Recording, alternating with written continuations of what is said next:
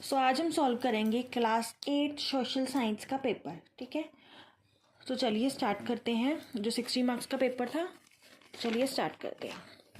Section A में दे रखा है मल्टीपल चॉइस क्वेश्चन। इसमें जो क्वेश्चंस हैं वो मल्टीपल चॉइस क्वेश्चंस हैं। तो चलिए फर्स्ट क्वेश्चन दे रखा है, which fundamental right is violated in the following situation? If a leader of a state prevent people from other states from working in their state. तो ये कौन सा है? इसका जो है वो है आंसर है फ्रीडम, राइट टू फ्रीडम। ठीक है, उसके बाद सेकंड है, which of a following statement is not related to secularism? इसका जो आंसर है वो है the state officially promote a particular religion as a state religion. ठीक है, नेक्स्ट है, based on the table given below determine which party will form the government, कि कौन सी पार्टी गवर्नमेंट बनाती है। तो अगर आप इसमें देखो, पी के हैं 21, क्यू के हैं 200, आर के हैं 280, सबसे ज़्यादा आर के हैं, तो आर हमारा आंसर है। ठीक है, उसके बाद which of a following offence fall under the category of civil offence? तो इसका जो आंसर है वो है dispute related to the sale of land. ठीक है, which of a following statement is not correct about public interest litigation? PIL, कौन सी statement इसमें से करेक्ट नहीं है? तो जो इसका आंसर है वो है C part, PIL can only be filled in district court में। ठीक है, next question, through which article of a constitution of India untouchability has been abolished? कि कौन सी अनटचेबिलिटी अबॉलिश है? तो वो है आर्टिकल 17।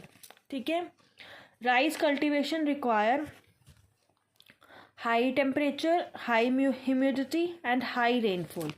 सी इसका आंसर है। Identify the correctly matched pair, कि कौन सा करेक्टली मैच पेयर है? तो वह रिलायंस इंडस्ट्री लिमिटेड है, एक private sector industry.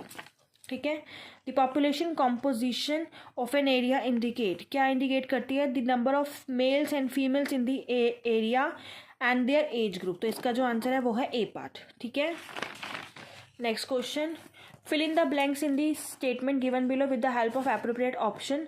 After the death of Alivardi Khan in 1756, dash become the Nawab of Bengal, कि कौन बन गया था? That is D part. Question number 11, who introduced the policy of doctrine of lapse in the 19th century? इसका answer है Lord, A part. Where did the revolt of 1857 begin? begin कहाँ हुई थी? मेरठ में।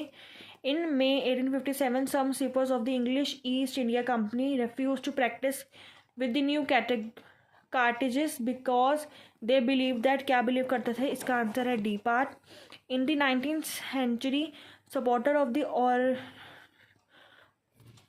Orientalist ideology, Indian knowledge in education was William Jones. इसका answer है।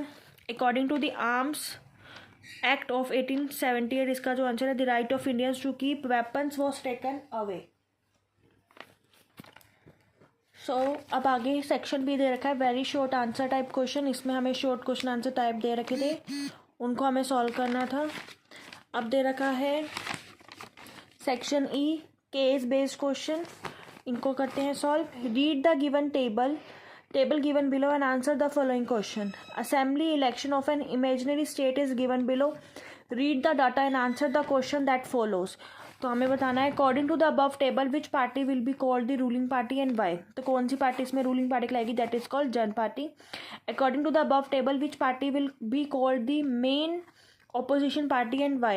तो वो कहलाएगी इंसाफ पार्टी। ठीक है, how will be the chief minister be elected? Chief minister कैसे इलेक्टेड होता है? By election. ठीक है, तो हम इसमें ये लिख सकते थे और प्रॉपर 2 नंबर का क्वेश्चन हमें बना के लिखना था। उसके बाद 11 क्वेश्चन दे रखा है, read the given passage and answer the following question. हमें कुछ पैराग्राफ दे रखा है, पैसेज दे रखा है, उसके बाद हमें इन क्वेश्चंस के हमें आंसर्स देने थे, जो कि हैं, what type of economic activity is sugar production? Sugar production कैसी एक्टिविटी है? That is called secondary activity.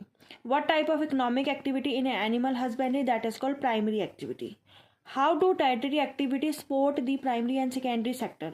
जो टेरिटरी एक्टिविटी है वो प्रोवाइड करती है support primary and secondary sectors को थ्रू सर्विसेज। कौन कौन से सर्विसेज जो ये प्रोवाइड करती हैं? ठीक है, तो इसका थर्ड का आंसर है यहाँ से लेके याद। ठीक है, तो चलिए आगे करते हैं।